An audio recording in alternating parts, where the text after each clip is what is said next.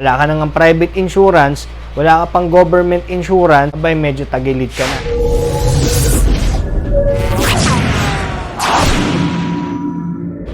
SSS, hindi ka nagbayad. Ano ang epekto? Panoorin dito sa PhilCam Bayad Center. Kausap natin si OFW, si Mike, no? Tinanong niya, ano ba ang epekto pag hindi ako nakabayad ng SS?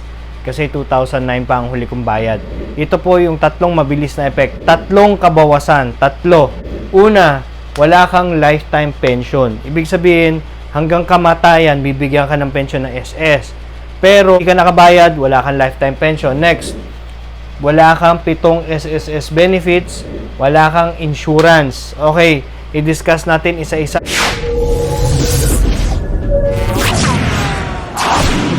Kasi yung huli, napaka-simple lang na advice namin, SSS ang number 1 priority. Okay, number 1, wala kang lifetime pension. So, ibig sabihin nito, less than 120 ang contributions mo or 10 years na contribution. Okay, so pag 119 contributions ka lang or less, bibigyan ka ng lump sum, cheque, payment, o ito, alis ka na. Tapos na tayo. Okay. Kasi kung nagtrabaho ka sa Pilipinas, definitely nag-contribute ka. Hindi mo lang natuloy nung nag-abroad ka. For example, naka 5 years ka sa Pilipinas bago ka nag-abroad. That is 60 months contribution. Kinulang ka ng another 60 para maka 120 months contribution minimum for lifetime pension. 7 SSS benefits, no? So ang tawag natin sa SSS, womb to tomb na institution. Ibig sabihin, mula ipinanganak ka hanggang mamatay ka, meron kang benepisyo sa SSS. Ano 'yun? Pag pinanganak, 'di ba may maternity benefit yung nanay? Pag namatay, 'di ba may death benefit? Yan po yung sinasabi nating 7 SSS benefit.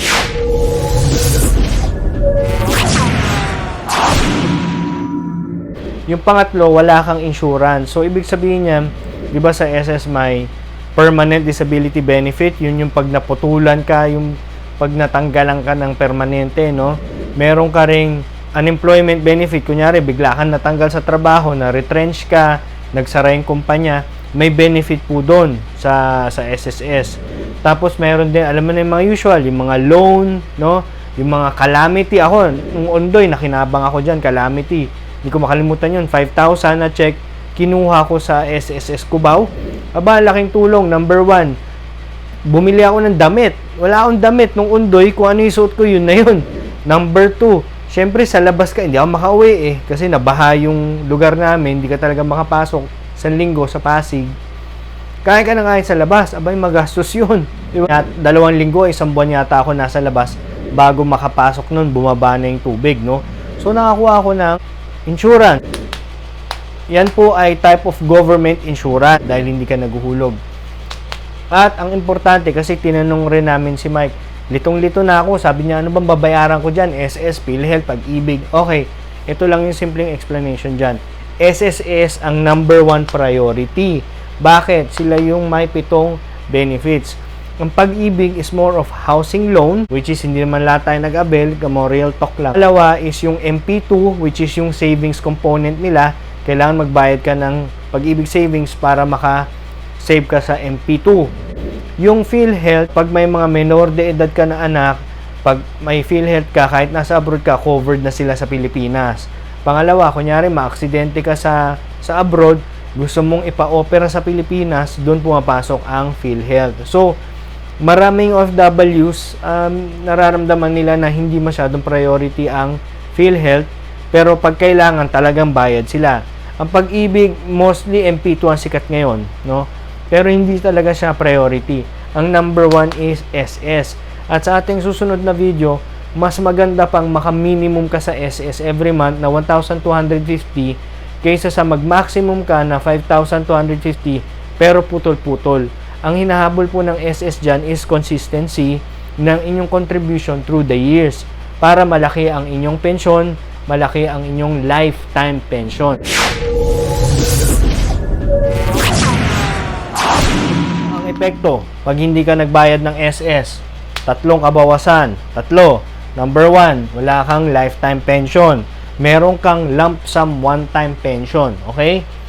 Number 2, wala kang 7 SSS benefits. Alam naman natin, para makuha mo yung benefit mo, kailangan active member ka.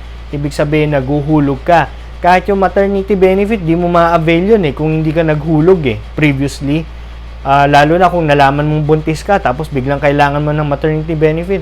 Dapat before pa nun, medyo naghulog ka na. Akang government insurance. So, wala ka nang private insurance, wala ka pang government insurance, ito yung pag namatay ka, pag bigla ka nawalan ng trabaho, pag biglang nagkaroon ng sakuna, no? Like yung sa Undoy, wala ka rin yan. So, sa halagang 1,250 per month, pwede ka naman magbayad every 3 months, every 6 months, or every month. Siguro naman, OFW ka, kayang-kaya mo na ang 1,250 per month. Doon kami tumutulong, Philcam Bayad Center, nagpa-process kami ng SS, PhilHealth, Pag-ibig ng OFWs para hindi na sila pumunta ng Pilipinas, makiusap pa sa kamag-anak, maghulog sa GCash na kulang sa detalye. Doon kami tutulong dahil nag-i-issue kami ng official na receipt. Sana na-explain namin sa inyo kung gaano ka-importante magbayad sa SS at sa tatlo, SS ang pinaka-importante. Kalimutan mo na lahat, wag lang yon. Hanggang sa muli, maraming salamat. Ryan Gutierrez po ng Philcam Bayad Center. Sana nakatulong kami. Like and subscribe naman sa video para makatulong sa amin at ikalat ang kaalaman. Tapos I would like to give a special shout out sa Philcam Bayad Center po ng Nom 10 kasi i-upload ko nila dun sa kanilang center dahil po gusto nila na nagbibigay tayo ng information tungkol sa